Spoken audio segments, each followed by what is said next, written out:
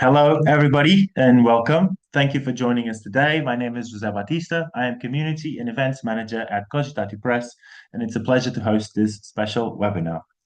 Today, we are focusing on the vital role that young people are playing in tackling some of the most pressing challenges of our time, from social inequality to environmental justice and political transformation. Today, we'll hear from researchers across three of our journals at Cogitatio Press: Social Inclusion, Urban Planning, and Politics and Governance, whose work highlights inspiring youth-led initiatives around the world. We'll also be joined by youth and climate activist Bianca Castro, who will offer a first-hand perspective from the field on these topics. We'll begin with three presentations around 15 minutes, followed by Bianca's reflections, and then an open Q&A section with all of you. Regarding the Q&A, please, if you have questions for any of our speakers, or if you have a question for everybody, please do so in the dedicated Q&A box. You can see it below your screen. Do not confuse it for the general chat where you are now writing your greetings, because it makes it easier for us to organize all of the questions, know who has been answered, and all of that. And please specify if you want to raise a question to a specific speaker, please specify which one, so that it makes it easier for us to organize that section. Before we start, I have some notes as well. This webinar is being recorded and will be available soon after the session on YouTube. As well as today's presentations will also be shared with the attendees shortly after the session. All of the articles which will be presented today are all available in open access at the Cogitatio Press website, and I'll be leaving the links for each paper as the presentations go on. So, without further ado, let's get this started. I'll invite Sarah and Maureen to present their article as the first presenters. Short introduction: Sarah Ward is a lecturer in community learning and program director of the MA Learning in Communities at the Institute of Education, Community and Society at the University of Edinburgh, and Maureen McBride is a lecturer in sociology at the University of Glasgow. So whenever you're ready, the digital floor is yours for you to present your screen, and we're eager to learn about your findings. Thanks, Jose. Okay, can everybody see the slides okay? Good. Yeah, but we can see your notes as well. Oh, okay. So, Well, I guess maybe that's okay. so I've too. got it on presenter view, but wait, I'll just stop it. Sorry, I'll just present. I'll just share on. Can you see that now? You're not sharing anything right now. Sorry. We did practice this, but of course now I've got it wrong. I hope it's all right. Here we go. Okay, is that okay? Perfect. Great. Okay, thanks very much. Sorry about that. Hi, everyone, and very warm welcome to our presentation on building recognition, redistribution, and representation in disadvantaged neighbourhoods, exploring the case of youth activism in Scotland.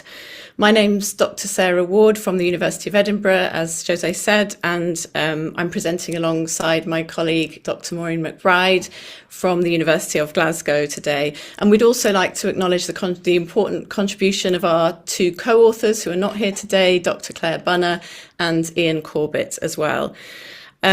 So yeah, big thank you to Cogitatio Press for inviting us to be part of this webinar today.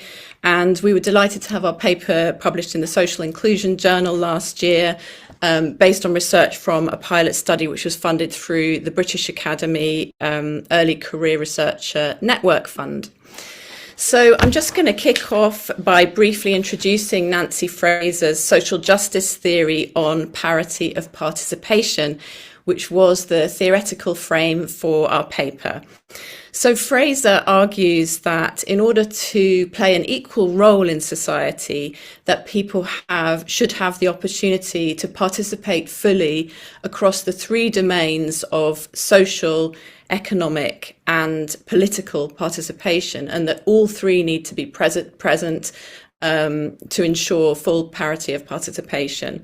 So Fraser defines the 3 R's, as we call them, as follows. So recognition is about our ontological need as social beings to be recognised as equals. And she distinguishes between recognition as identity, which she calls affirmation, and recognition as status, which she refers to as transformation. And what she says is that for recognition to be transformative, the responsibility for it needs to lie with institutions and not be put on individuals or groups. So we'll come back to that later in our presentation. The second R, which is redistribution, is about having access to economic resources, for example, employment, housing, community resources that enable parity of participation in society. So the economic dimension operates, of course, at an individual level, but also at a community level. So for us, our research was focusing specifically on disadvantaged neighbourhoods, which are often characterised by high levels of poverty, poor health, low educational attainment, and high levels of crime. So there's that kind of dual impact of inequality from economic segregation. And finally, representation, which Fraser added a bit later after the first 2 domains in her theoretical development, is about political voice. So it's about having a voice in societal decision making, or as Hannah Arendt called it, the right to have rights. So I'm going to hand over now to Maureen, who is going to introduce us to the methodology. Sarah. So Sarah mentioned already the pilot study was funded by a small British Academy grant. And in the early stages, when we designed the study, we wanted to have a collaborative approach to this. So we worked with a small group of youth workers to help design the study and sort of narrow our focus a little bit. And one of the youth workers who was involved in that process then became a co-author in the paper. So the 3 youth-focused community organisations took part in the research, along with 2 individual youth activists who are not part of any existing groups, but we thought offered really, really interesting perspectives. So one of these was a disability rights activist and another was a climate activist. The research took the form of 2 focus groups and 7 in-depth individual interviews with young people and with youth workers. So 22 participants in total, and the young people were aged between 16 and 24 years. I should note that the focus groups were existing groups. So these were youth organisations or youth focused community organisations. So the young people in each of them knew each other already. We took an iterative approach to analysis, which allowed us the flexibility to draw on different theoretical perspectives. So obviously we're focusing on Nancy Fraser. That was the theory that we've really used in this article, but as Sarah mentioned, also theoretical work on stigma by the likes of Imogen Tyler, that really helped us make sense of different aspects of our data. And Sarah, if you just flick to slide 4, I won't need to run through this, but just that's a list of the research participants using pseudonyms for the individuals and organisations. And I'll hand back to Sarah for now. Thanks, Maureen. So now we're getting on to the juicy bit, hopefully, which is the findings. So in terms of recognition, we wrote about recognition first in the paper because we found that young activist journeys often began from a misrecognition, so experiencing inequality based on their identity in some ways. So this was often an entry point into activism for young people, and across the participants, across the 3 youth organisations and the 2 individuals that Maureen mentioned, the disability activist and the climate change activist, a lack of recognition was a primary barrier to, they perceived a lack of recognition as a primary barrier to being able to participate fully in society. And this fell into two main areas. So we had, for example, young activists who felt misrecognized based on social or cultural considerations like sexuality, gender, or disability. And we also had quite a number of participants who felt misrecognized because of where they came from, so based on place. As Maureen's mentioned, stigma was a strong factor in misrecognition, and young people were often stigmatized based on the neighbourhoods that they came from. Often from a really young age, they recognised that even other young people, even as children, would describe their community in derogatory terms, often associated with othering or disgust, language that connoted something disgusting or something sort of other from the norm.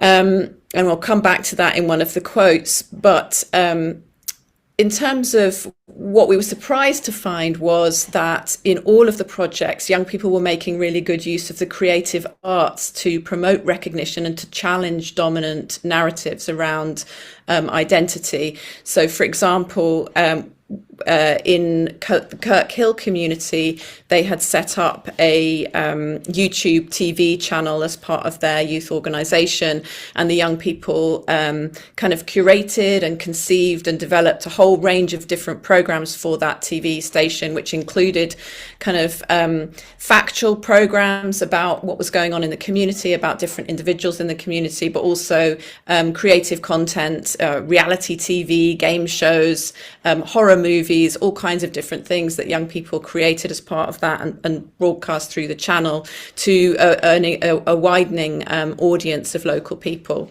Dalziel, one of the other neighbourhoods, hosted an alternative DIY Pride Festival to celebrate the LGBTQ plus community in a rural context.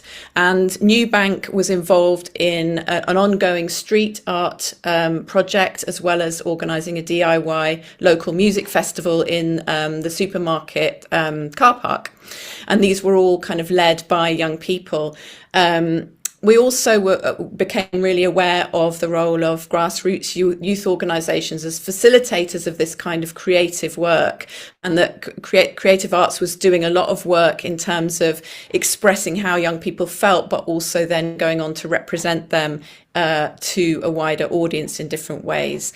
And this gave the opportunity for young people to really challenge this idea of status subordination, at least at a local level, by being able to represent themselves to institutions, for example, social work, the police, to challenge the ways that they were traditionally framed by those institutions. But we'll come back to the limitations of that in regard to representation a little bit later on.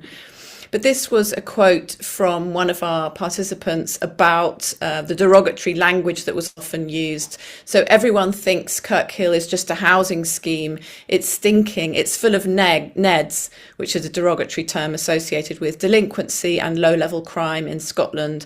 And it's not like showcase the nice parts of Kirkhill. And even just Kirkhill TV as a premise itself shows that people from the community want to tell people about the community and show the good aspects of the community. It's about breaking a stigma. That's what it really comes down to. And I'll come back to Maureen to move on to the second dimension of redistribution. Thanks, Sarah. So across all of our sites, participants raised experiences of economic inequality. So this was in access to things like housing, employment, transport, and community resources. The young people told us of different types of local efforts to highlight these inequalities and to try to challenge them in some ways. And often, as Sarah's alluded to, these were using creative methods. So Kirkhill TV, which Sarah just talked about, was used in one instance to draw attention to both the lack of housing available, which of course is a huge social problem affecting young people in so many different contexts. But also the lack of information on housing, which was something that participants felt strongly about, that young people were not given enough support and even understanding what their housing entitlements were. So if Sarah could switch just to the next slide, you'll see a quote from one of our participants who talks about this is not the kind of thing that people are taught in school. So people aren't taught about how to deal with housing. So if that's, for instance, social housing, how to apply for housing, what your rights are as a renter, etc. But also related issues like how to set up a bank account. So the sense was you don't get taught how to do that in school. These really important life skills. Schools are much more interested in making people for the workforce. So that's sort of the next generation of workers. So we were really interested in that. And in another neighbourhood, there was a local project which focused on employability, which was another key concern for young people. And part of this was to boost employability skills and opportunities. And this was based on the availability of local jobs, which tended to be sort of service sector based. And although I don't have time to go into some of the issues around that, some of the limitations, we do cover that in the paper. But this project also provided wraparound support with things like money advice and counselling available to young people. And as Sarah's mentioned, a couple of them, there were examples of young people challenging the lack of access to cultural activities through holding their own festivals, marches, etc. I think key for us was that despite these positive examples, these were simply not sufficient to address the ongoing challenges with economic inequalities and precarious resourcing for young people and for grassroots youth organisations. And if Sarah can quickly get back, I realise we're still on the, no, back again, Sarah, sorry. Sorry. That final quote there by another one of our participants who lived in a rural area really talked about how geographical isolation can compound financial insecurity. So for young people who live in rural areas where there's a lack of public transport or lack of affordable public transport, that's yet another thing that young people experience barriers, not only to things like employment opportunities, but also things preventing them actually getting involved in activism. So that's one of the kind of key things that came up there. And I'll hand back to Sarah for the final R. Thanks, Maureen. So the final R is representation, and our study showed that young people were beginning to be represented in the local context in different ways.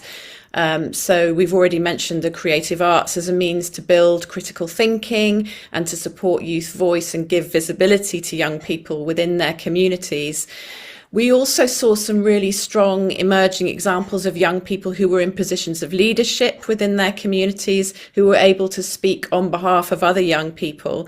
So, for example, in Newbank, a youth activist was leading and coordinating efforts to address problems of youth violence in the community. And he was kind of coordinating a group of youth workers, social workers, the police, and local shop owners who had experienced some of the problems associated with youth violence. So he was kind of leading on that work. And in Kirkhill, as Maureen has mentioned, a young activist was invited to share his vision on the importance of educating young people within the school curriculum on access to or barriers to economic participation, such as access to housing, access to bank accounts. And so that was really positive. He was referred by the local elected member of parliament to represent his views to the local municipality. But although these examples were really positive, it was also marked that there were very few opportunities for young people to be represented in wider forums. So there was little evidence of wider institutional efforts to empower youth activists or to create more formal systems of youth representation, for example, at a kind of area or even national, municipal or government level. So the next steps for young people who were on these pathways weren't really there, was what we found in this pilot study, although we would like to go back and explore that more. And so, yeah, I just move on to final couple of quotes before Maureen wraps things up. So I mean, in some ways, we saw some really amazing stories of success within our research, but we also had this very familiar story, which I'm sure you have all heard before. Certainly we had, which was from Jamie, who was a disability activist. So he said it's kind of disheartening when you get involved in an opportunity and they plonk you in a room with several adults, and it's the adults that are the ones that simply know best. And that's something that I find a lot, and other young people find a lot, but also using young people as, I call it, decorations. So this idea of this kind of tokenistic involvement, which is still very much alive and well within the kind of municipal structures within Scotland. And then on the positive side, this quote from Eva, who was one of the youth workers who was really supportive in the youth violence coordinated approach within that community in Newbank. She said, young people are part of the solution more than we are as workers, because they live here and they know what the problems are. And if we can involve them in that vision and what we're doing, they've got the lived experience to make a difference.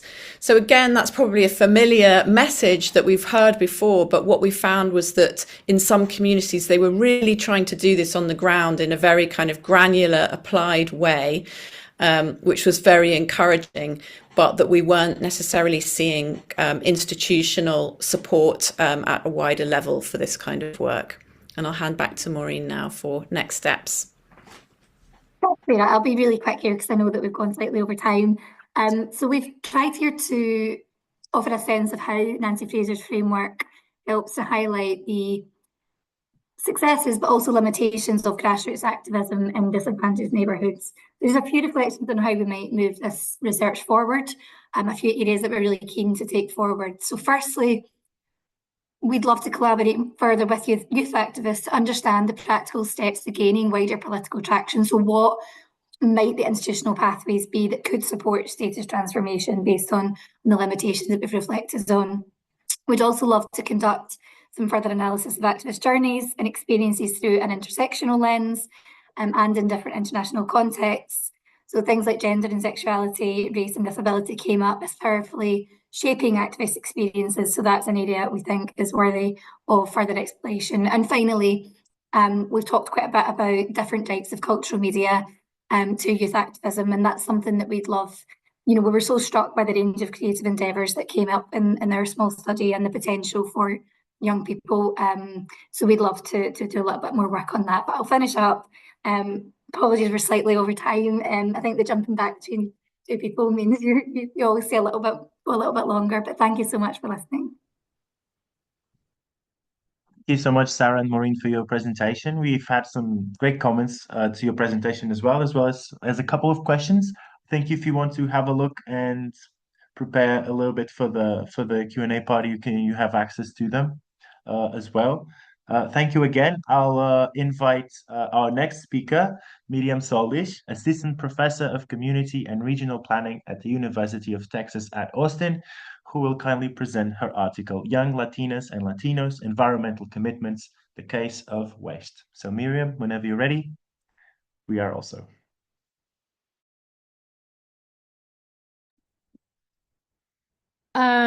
Thank you so much for that warm introduction, and it's really lovely to be here presenting alongside you all.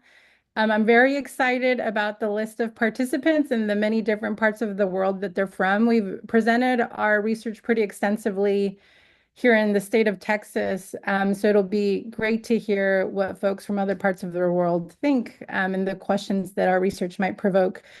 This presentation, I think, builds really well on Dr. Ward and Dr. McBride's presentation, because one of the questions we have is, what are the institutional pathways that we can support as researchers, that we can cultivate through the research process itself? And that's why, as a research team, we've adopted participatory action research methodologies. I'll step back a little bit and say that I'm very, very fortunate to be a part of a very large team. This manuscript is one of the first of a multi-year research project funded by the University of Texas at Austin.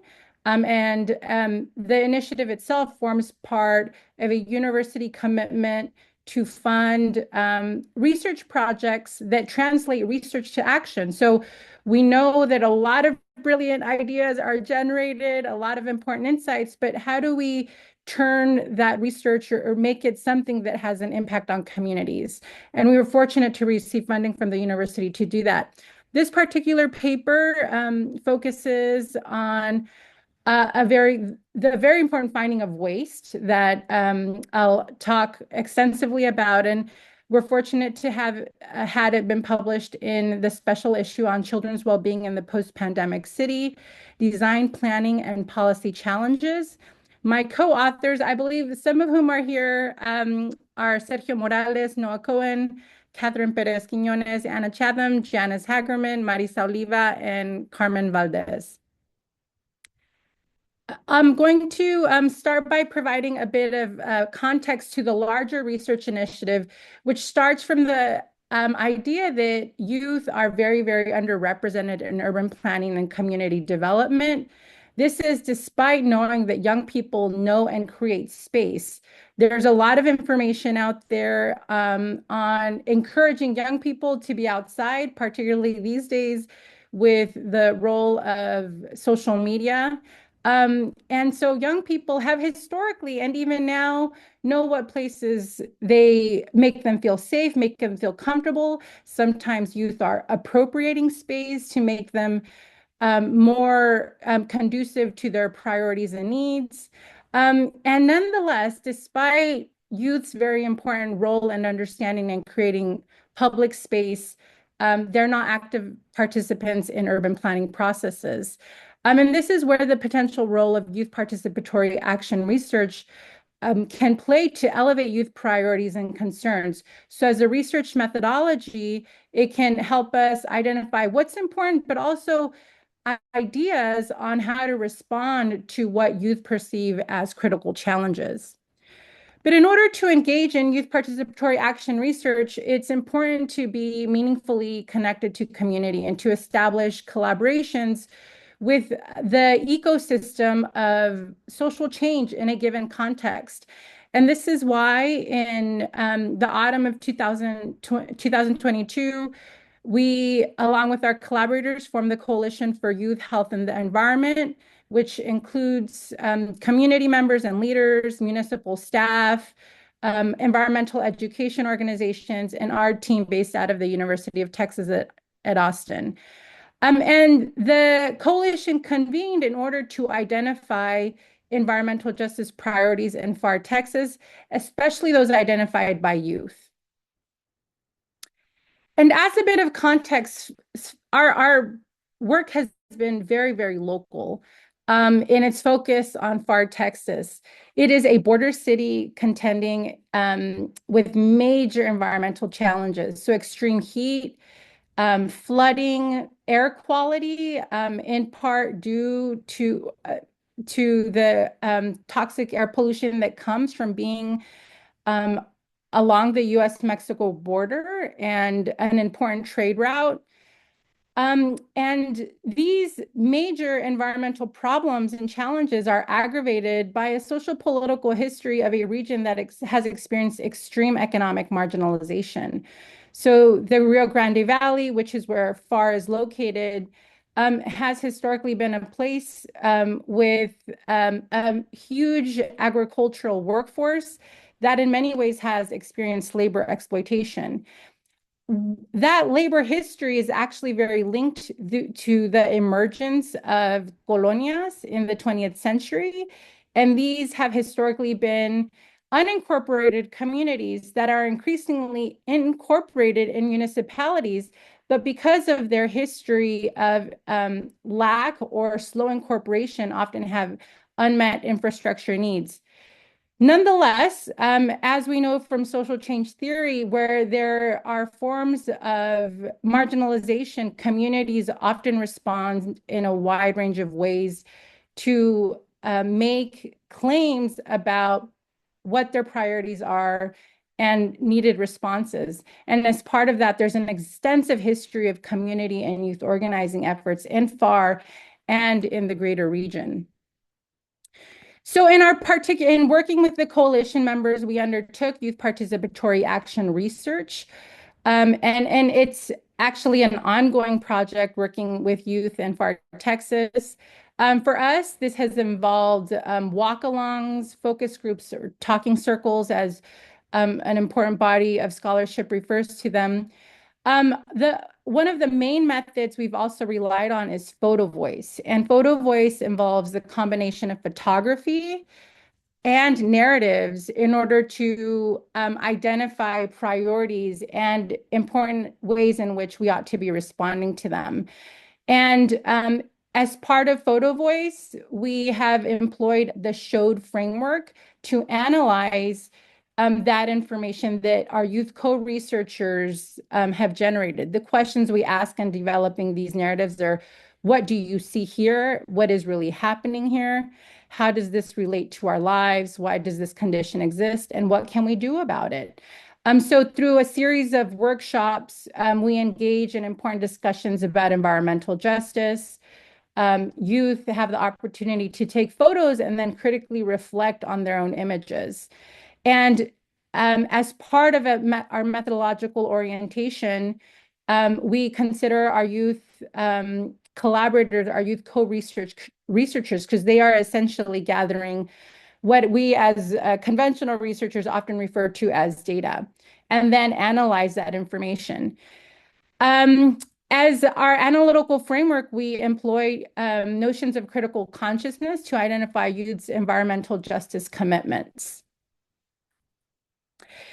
In the first Photo Voice project that we did, it was focused on a specific neighborhood in far Texas, Las Milpas, which is a neighborhood that is now a part of the municipality, but wasn't always. These are former unincorporated neighborhoods that still have a lot of unmet infrastructure needs.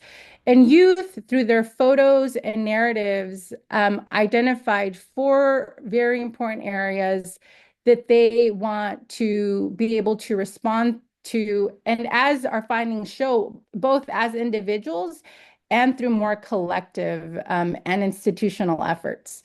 The areas that they identified as priorities are municipal and county services, and that involves a few different things, including infrastructure lighting and water infrastructure, because flooding is a major issue in this specific neighborhood where we did this Photo Voice project.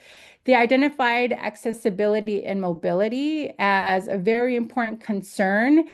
And this came up in a few different ways. They talked about accessibility for example, for elders. So for their grandparents and other elders and their families with whom they want to enjoy public spaces, but the public space itself didn't feel safe enough to have elders join them. An interesting idea around accessibility that's also come up is that parks, for example, are often designed with young children in mind, but the need for green space, for public space that is specifically for teenagers, and often villainized population in historically marginalized communities, came up and keeps coming up as an important issue. Climate change also came up in different ways. Youth feel the consequences of worsening heat, or worsening extreme heat, for example, and they also consistently went back to notions of youth empowerment and the need for them to be engaged by people in positions of power. So as I said, the 4 priorities involved a wide range of issues that we're continuing to look at. But one that was actually a surprise to many of us in the research team was the notion of waste. The idea that trash, large and small, was a really, really big problem. And most of our youth participants and co-researchers felt that waste is something that merits a lot of attention. What we know about waste and environmental justice is that environmental justice literature has pointed out consistently that Black and Latino communities in the United States are disproportionately affected by waste. This literature has primarily focused on waste facilities, such as wastewater treatment plants and incinerators. So we know that that disproportionate burden exists. What we also know is that when it comes to waste, one response that has taken hold across the public sector is the idea of recycling. However, what we also know from social science research is that that big movement toward recycling has neglected the fact that this form of waste management has been inaccessible, often expensive. It puts the blame on individual consumers rather than looking at larger social political structures that enable excessive consumption. What we also know about waste and environmental justice literature is that the structural responses that incorporate land use, education, and racial justice, those are the kinds of frameworks that would better support a more environmentally just waste management system. And I'm going to show, so our youth co-researchers turned the coalitions, our attention as a research team to the idea of waste. And I'm going to share a few of their photos and narratives where they highlight the implications of waste for how they think about their community and how we ought to be thinking about the problem.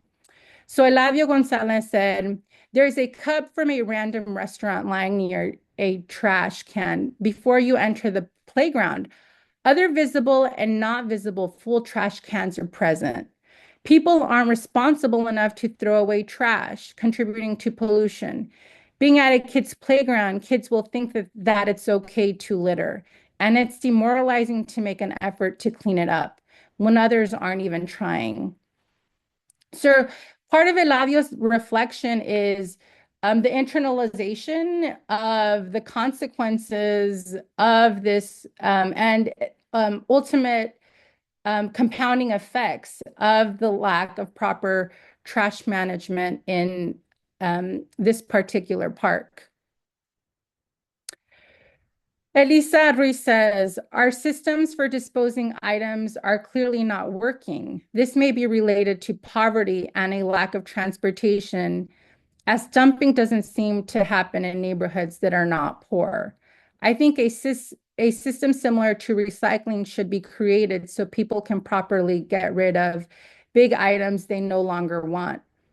So in Elavio's reflection, we heard about the individual responsibility, and that was definitely something youth felt. They felt that they and their community members had a responsibility to ensuring that their neighborhood was, that it looked nice and that trash was being controlled. Elisa's reflection and others' reflection also involved a critique of, or implicated a critique of how the waste management, the inequalities associated to waste management systems in the city of FAR. So what we collectively learned as we did this work is that this particular neighborhood doesn't, and this municipality as a whole doesn't have bulk trash pickup services. And for residents of this particular neighborhood, they have to drive 20 minutes to a recycling center to recycle their trash. So youth definitely pointed out the inequalities involved in waste management systems, deficiencies as well, but also express individual commitments to responding to the problem. In this photo by Nelly Aranda, we hear, in the photo, you can see that the goal is rusty. I think things can be done so that the park can look better. You can see in the photo that there is garbage on the ground and things can be done to recycle and do good for the environment. In my opinion, the photo represents that they are playing with the things they find in the park because there is no internet. And the grass, I think that some people can come together to make a change and improve the conditions to be able to do more activities. I'll share one more. And like Nellie's, this youth co-researcher pointed out to the things that bring them comfort, which had a lot to do with the role that nature and outdoor recreation play or could play in their lives. I chose this photo because it's a way that the community can come together. I saw that there were peppers, flowers, lettuce, broccoli, cilantro, and that people can take them home. There's also a system for collecting rain that makes very good use of water. There are also good wood panels to make the beds, and everything is reused. The garden is in the very corner of the park, and I wish there was more advertisement of the space, such as flyers on the doors. So I'm going to talk a little bit about the implications for waste and implications of our findings for youth critical consciousness. So what we learned about waste is that waste, small and large, is a huge concern for young people. So they brought us back to the importance of recycling, even though as a current system of waste management, it's been heavily critiqued. Waste management is an ongoing basic need also that reflects structural inequalities. A counter to that is the importance of nature as something that brings youth comfort and feelings of safety. We learn about critical consciousness, as our co-panelists are pointing out, is that youth's experiences with marginalization are very central to shaping their understanding of disparity and disinvestment. They understand that there are differences across the jurisdiction and across the region, and even the state, they pointed out, when it comes to the environmental amenities or disamenities that they experience. There is underrepresentation, and also these environmental burdens shape self-perception. Youth see themselves as agents of change. Sometimes they feel demoralized. Sometimes they want more for themselves and their community. But what we also found is that part of their reflections on what they think needs to be done implicates, as our previous presenters pointed out, more institutional mechanisms to have them engaged. And as part of that, they'd like, and we're working to support future civic involvement opportunities. Central to YPAR and Photo Voice is the idea of dissemination. So we're working with our UCO researchers and coalition collaborators. We've showcased these insights through 2 Photo Voice exhibitions. And over the past year, there's actually been a Youth Eco Alliance by many of our Youth Photo Voice participants in order to create these more formal channels for engagement. So that's going to wrap it up. I had the opportunity to present today. I have wonderful collaborators, and you all should feel free to reach out to us at any point. Thank you, Miriam, for your presentation. Let's move on to our third paper of the day. I'll introduce Martín Portos. He's a senior assistant professor in political science at the Faculty of Political and Social Sciences at the Scuola Normale Superiore in Florence, Italy. And in this webinar, Martín will present us his paper, After the Storm, Comparing the Determinants of Young People's Protest Behavior Across South European Contexts. So Martín, the floor is yours. Thank you very much. Thank you for having me. The data, the papers drawn were collected under a Horizon 2020 project, Eureka. This paper itself was developed under a Marie Curie project that I led at the Universidad Carlos III de Madrid. This paper, I think, different, but at the same time nicely complements the other 2 great papers I heard of. So first, I focus on a different region of the world, Southern Europe.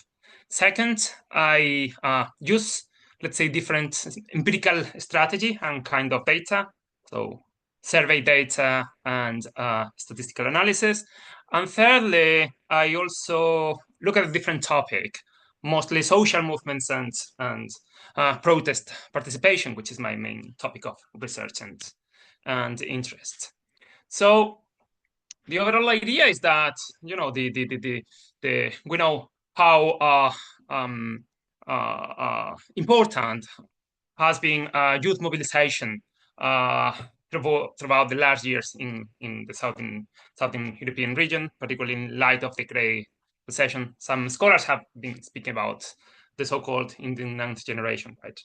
Young people being much more reactive and much more willing to protest. So what I set out to explore in this paper is, how the individual level drivers of protest change or are constant across different contexts inside the South European case. So on the one hand, I seek to study to what extent contextual level features, meaning protest legacies, protest trajectories on the one hand, and politicization processes and issue salience help activate individual features in terms of putting people on the move on the one hand, and on the other hand, I also there is already a vast literature emphasizing, how protest trajectories have changed across contexts from country to country, but little we know yet about the individual levels of protest. So to what extent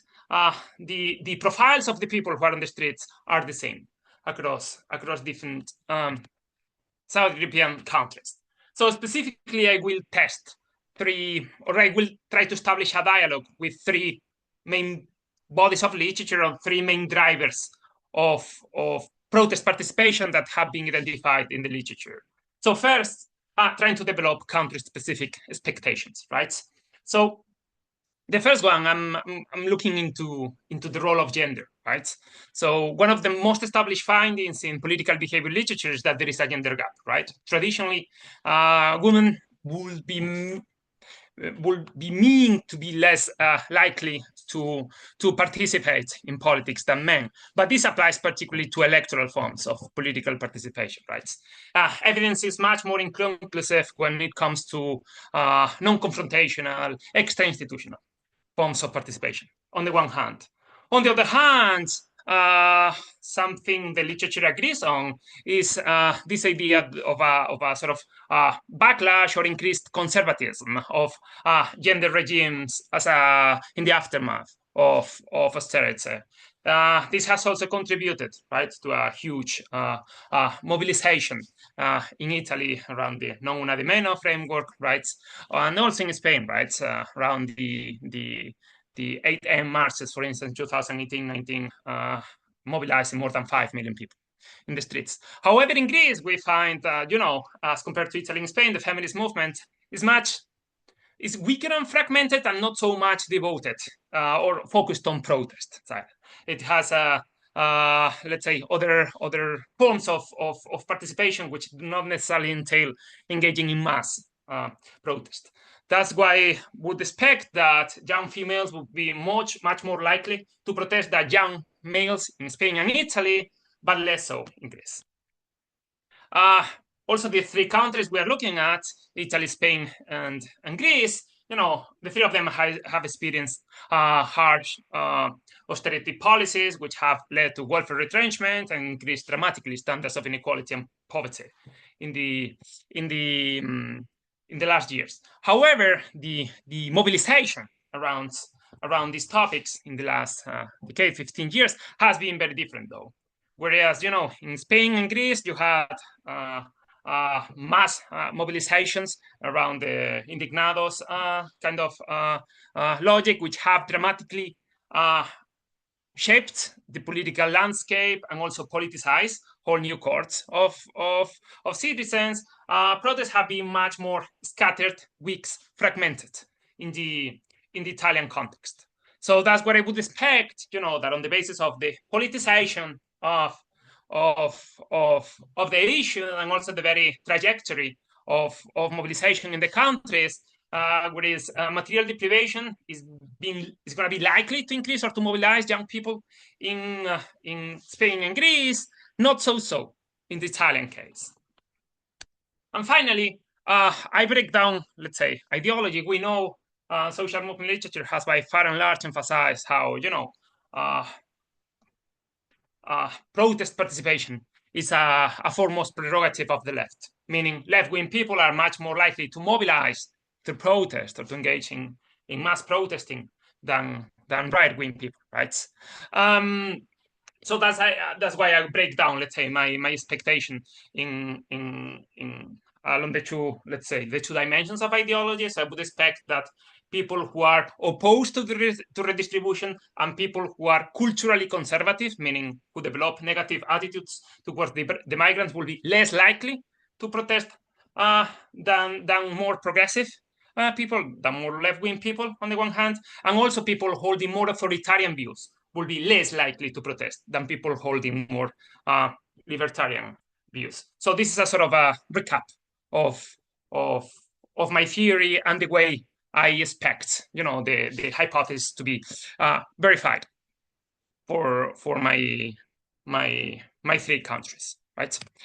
In terms of empirical materials, so we collected, in the sense of this Horizon 2020 project, Eureka, survey with youth booster samples, so meaning young people are represented, and to our knowledge is the largest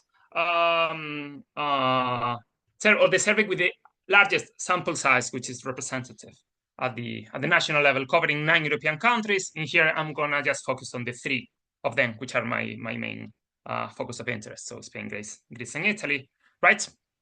So basically, I try to explain what determines whether people has attended a demonstration or not in the last 12 months, and to see to what extent these these sets of determinants are constant for my 3 countries of interest. And of course, besides my main variables, so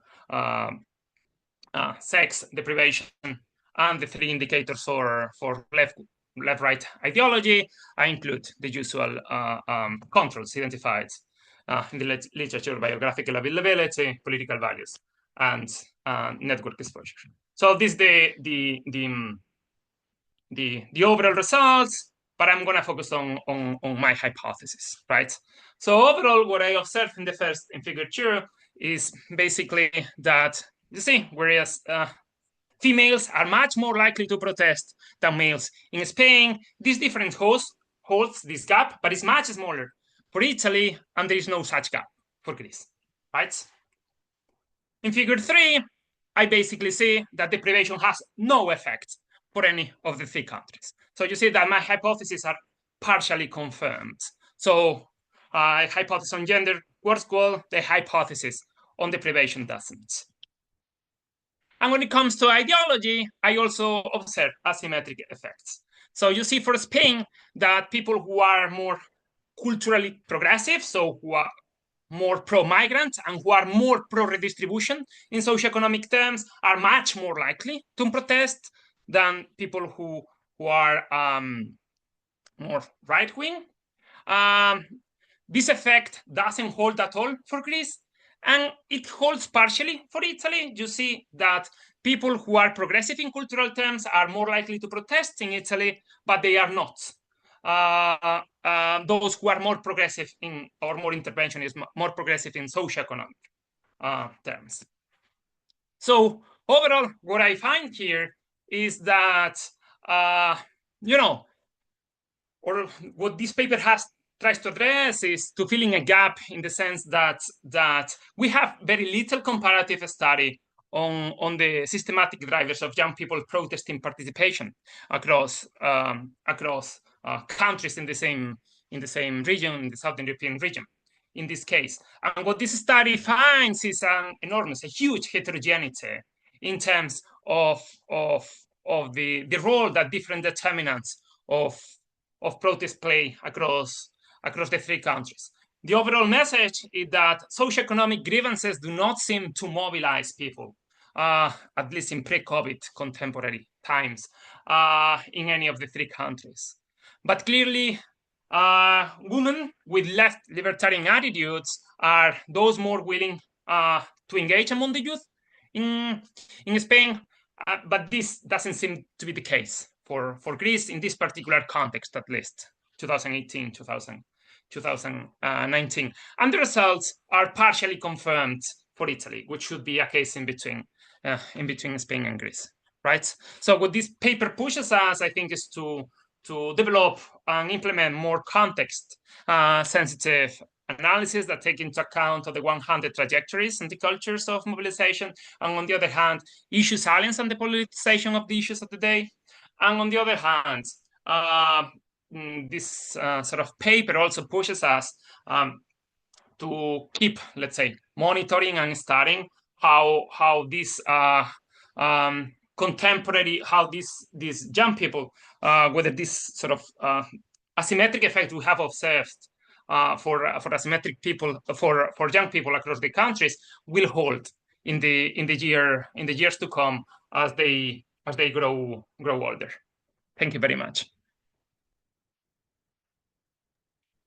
Thank you, Martín, for your presentation. This ends our paper presentations for the day. It was quite wonderful to hear all of these different perspectives from different fields of study. I'll now welcome our guest today, Bianca Castro. She's a climate justice activist who began her activism in 2019 with Fridays for Future.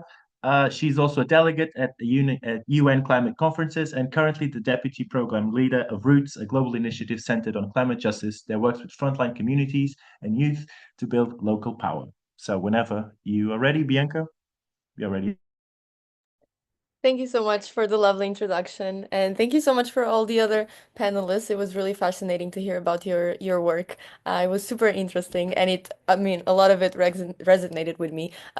So maybe I'll start with just a little bit about myself, though the introduction was already perfect. But I am from a small town in the south of Portugal, in Alentejo, called Odmira, which is severely affected by the climate crisis. And throughout my activism journey, a lot of people would ask me how I started, and I never really understood why I even started. I mean, I know that I started in 2019 when the Fridays for Future movement kind of boosted internationally, and I was one of the few people that organized the first strike in Lisbon back in March that year. But I never really understood what the click was, because I know that when Fridays for Future emerged, something in me just knew that I wanted to get involved, and I didn't really understand why. I've been reflecting on it quite recently, and I realized that I kind of blocked it from my memory, but actually I grew up with wildfires very close to my home, and I would have this vibrant hill of a lot of trees that I could look at my window and look at them every morning, and then all of a sudden they were stripped away, and they were replaced by rows and rows of eucalyptus because of the Portugal's paper industry. And I would be really scared every summer that one day the fires would get to my home.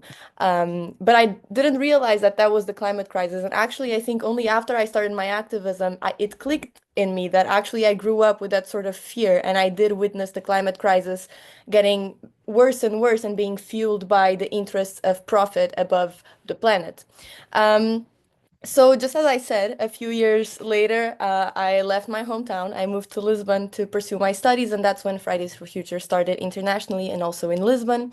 And I remember that when we were first organizing it here in Lisbon, I mean, it was very much the narrative was, there's no planet B. It wasn't very politicized.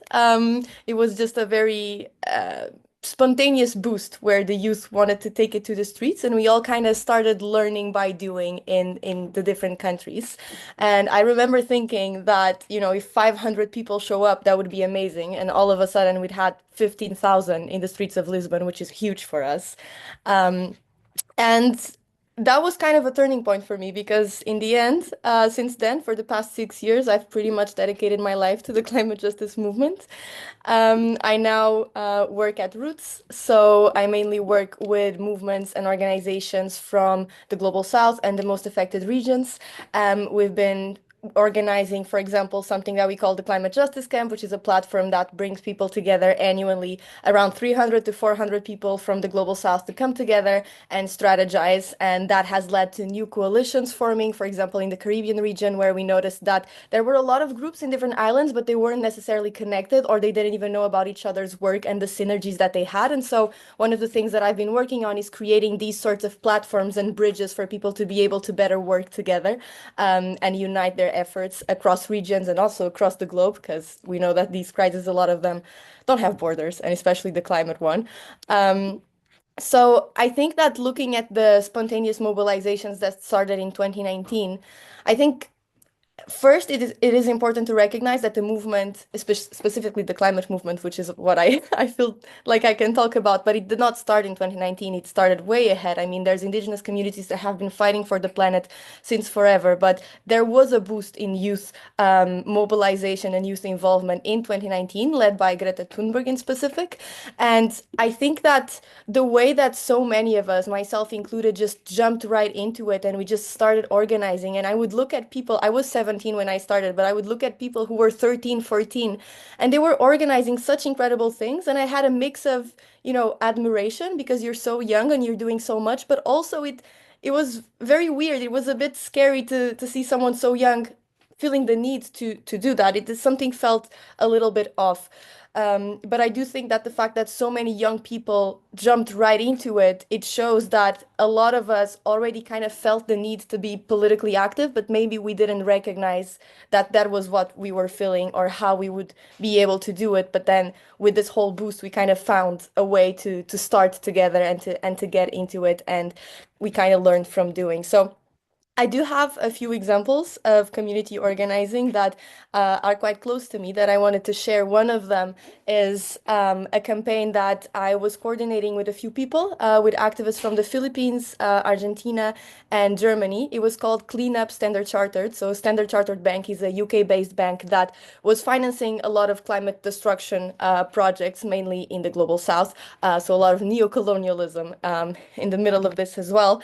And so we did this campaign for a while, and we actually managed to get the bank to change their internal coal policies. So that was one of the first wins that I was involved in directly. I mean, the fight is not over yet. There's still a lot that the bank and the financial system in general have to change, but that there was something that we managed to do, and it was very powerful. So this was back in 2020, 2021. Another thing that happened actually in Portugal was that in 2015, we had a total of 15 fossil fuel exploration and extraction contracts still active in the country. And in 2020, after years of struggle, the last two remaining contracts that we still had by then were abandoned. And a lot of this happened due to the society and the climate justice movement getting together and mobilizing through campaigns, nonviolent direct action, getting the local community involved as well. So doing a bridge between activists, but also the local community that maybe they wouldn't call themselves activists, but they also want to protect their land.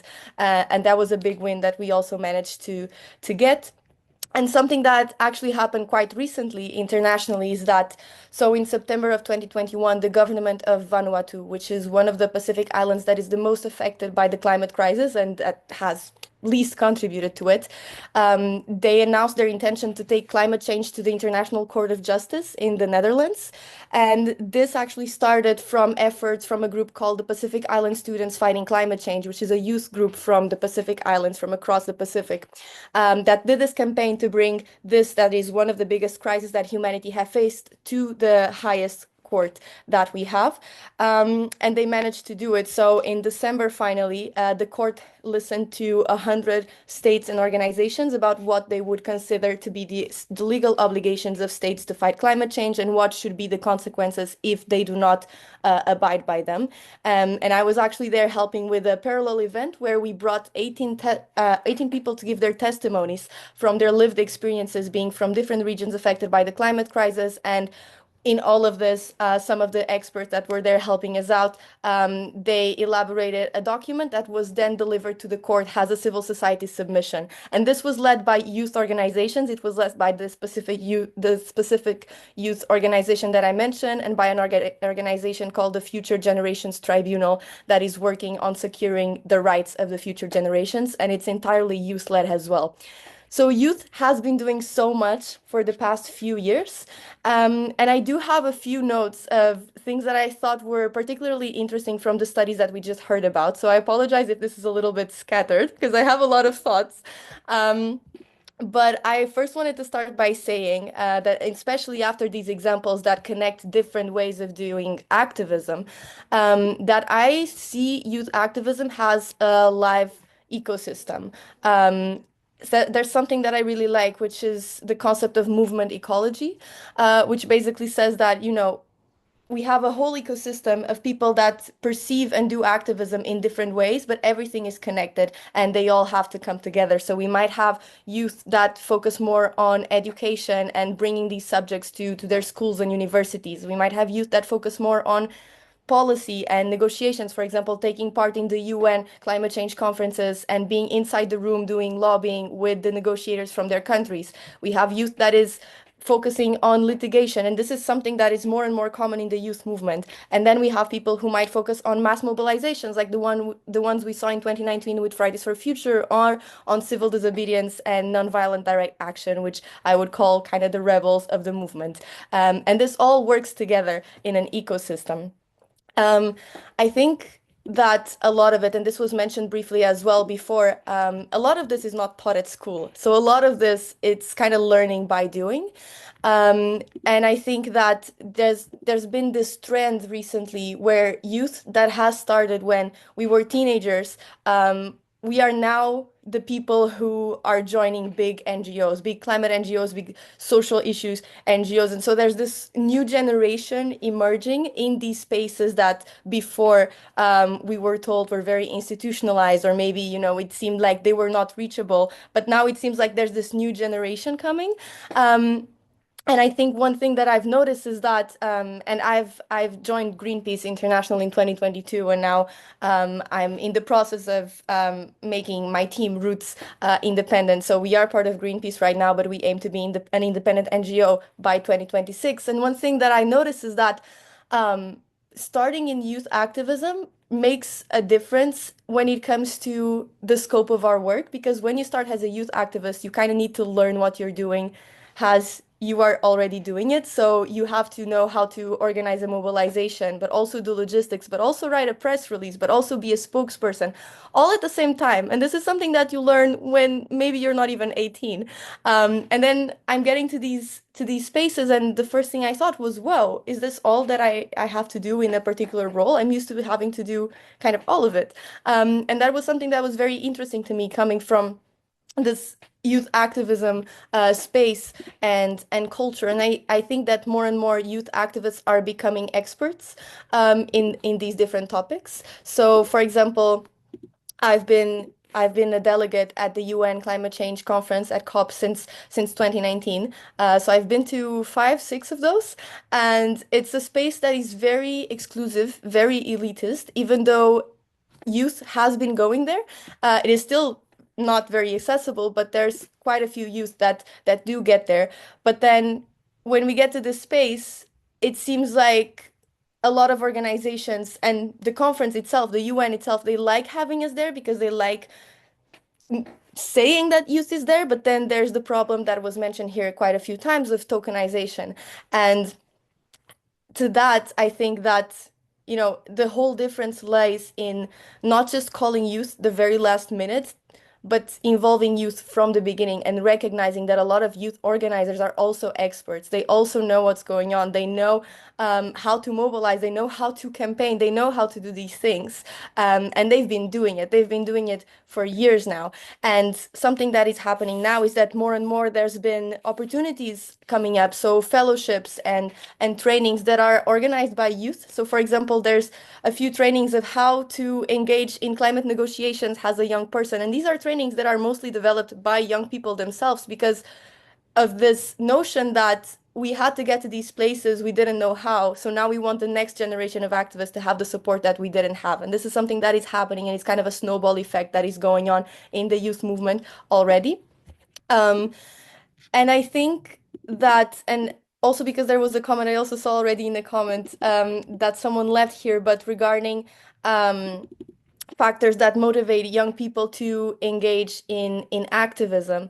I think that something that happened in climate activism in particularly, and that it's a notion that is becoming more and more universal in people who engage with the movement is intersectionality. The youth climate movement is majority female-led, actually, which is something that I think is absolutely incredible.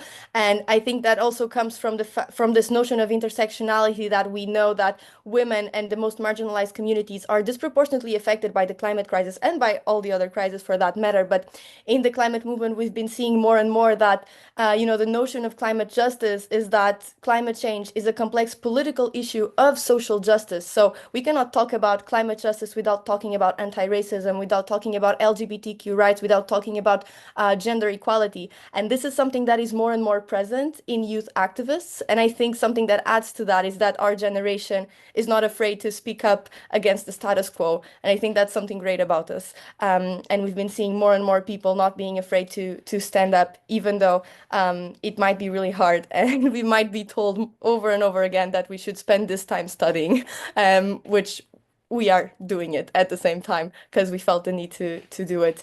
I think also, and just to wrap up, that there's also this sense of urgency in young activists, because we know that we are pretty much inheriting a dead planet, and that's very scary.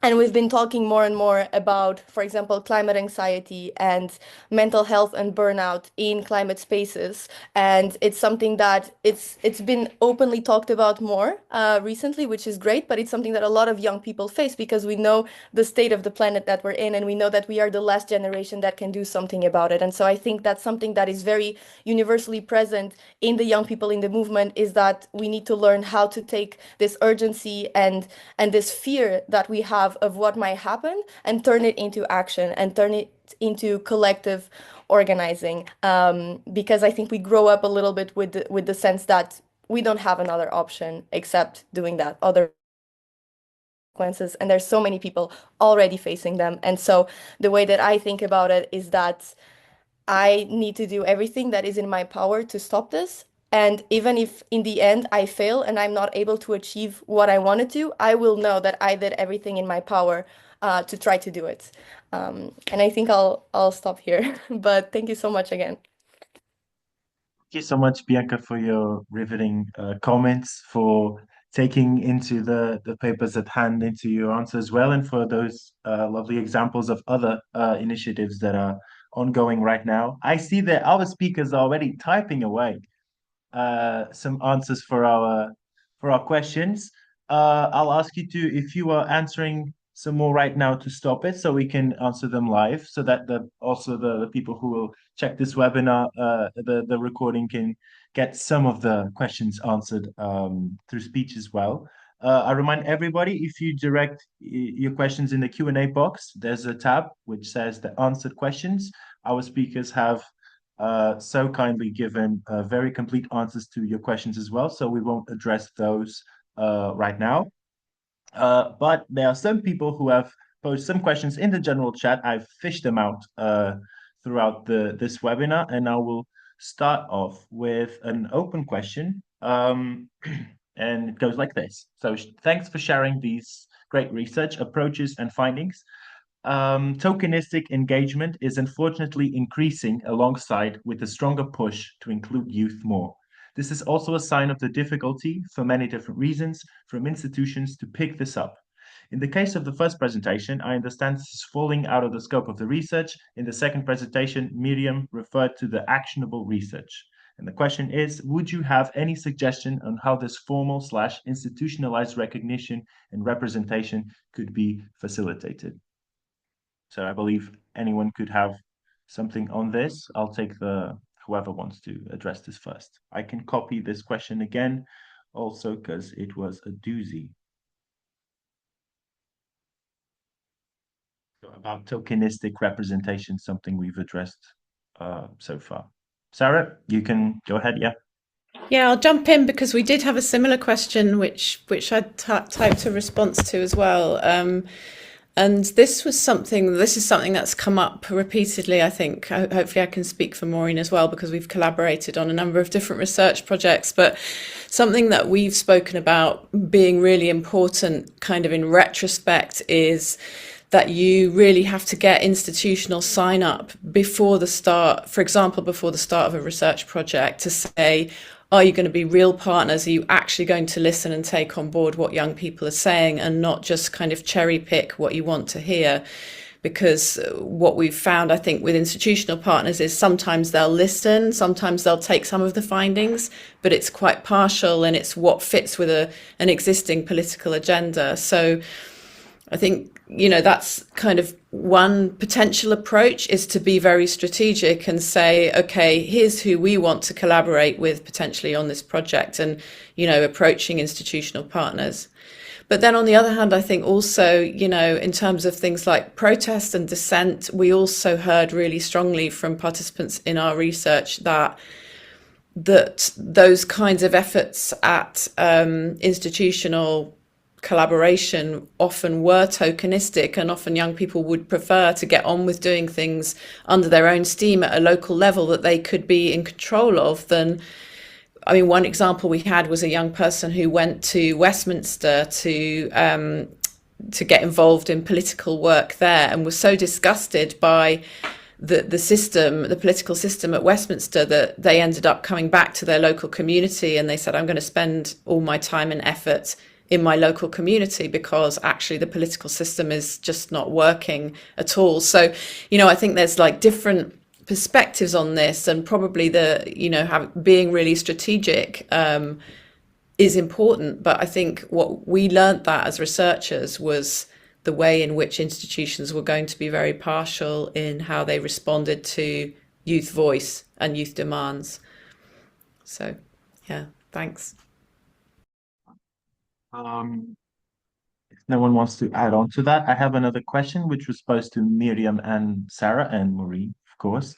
It goes like this: which formal or institutional forms of youth participation have you found in your project's context, and how youth navigate institutional distrust and institutional forms of participation?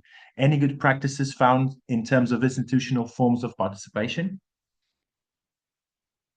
I'll copy it again in the chat.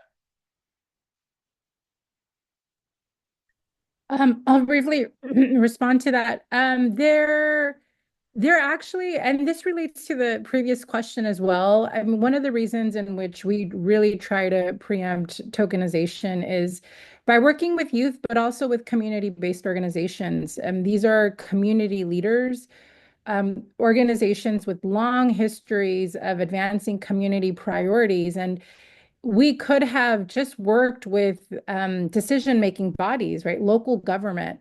But one of the things that we try to do as part of supporting a larger network of community efforts and try to continue to do is work with community-based organizations. In terms of the pathways themselves, I mean, one of the things that we have talked a lot about is traditional environmental education models. And that is something that our collaborators have known about, have been working on. But that's traditional environmental education is very different than actually identifying priorities and acting upon them. And so one of the things that we have been trying to do is we're making that distinction in our work. This isn't traditional environmental education. The purpose of this collaboration is to identify and advance existing priorities. And so one of the things that we're also very clear on is that this information is only helpful to the extent that local decision makers act on it. And that is why we invited local decision makers to our photo voice exhibitions who heard directly from the youth.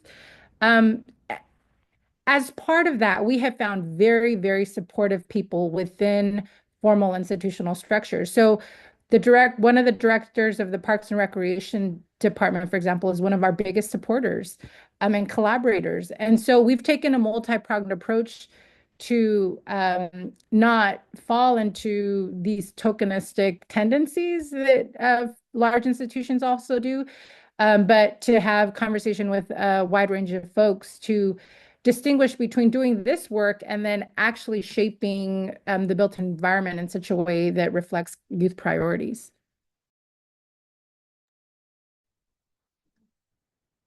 All right, thank you so much, Miriam. We have another question for you that I fished out of the comment section. Thank you, Miriam. This is brilliant, and I really appreciate how you shared your fascinating PAR methodology with us. As you were developing your research questions and overall approach with your co-researchers, how did you engage them with relevant theories or bodies of knowledge as part of shaping the research inquiry together? That's super important. So we started with an environmental justice framework that reflected legacy environmental justice issues, right? We know that there's disproportionate pollution and unequal access to green spaces. But we emphasized in that work with our collaborators, both the coalition and youth, that environmental injustices are very contextual. What is important in, say, a city like Philadelphia or Los Angeles is going to be very, very different than a city like FAR. So we kept coming back to that. What is important to you in this context, and how do we lead with that? We also we had very, very open-ended questions, and that is really challenging for researchers because part of our work involves asking very, very specific questions. But when it came to the actual inquiry, we asked things like, what is working? What could be better when it came to actual prompts with youth? And then by asking those broad questions, they pointed to very, very specific things like waste. And that's how we ultimately came to that. You, Miriam. We've received some hearts to that answer, so I believe that whoever posed it is happy with the answer. We've gone to the end of our questions, but I think we have time for a question from myself, which I would like to address to Martín, because I believe that the data that you use for your study is around pre-COVID times. So my question is, there's been a long time after you fished and used that data for your study. Is there anything throughout that time that added a new layer or perspective to your original findings, or any shifts to the context of your research in almost 5 years from which you've gathered that data? Yeah, and 5 years in a particular context, let's say, with a very large mobilization of progressive forces around environmentalism, climate, anti-racism, feminism, and so on, as being a dramatic change or a dramatic shift. Also, why we see a large portion of young people being involved in other type of, let's say, reactionary or far right movement. So maybe some of the let's say the very neat finding we find for left-wing orientation probably won't hold anymore after COVID,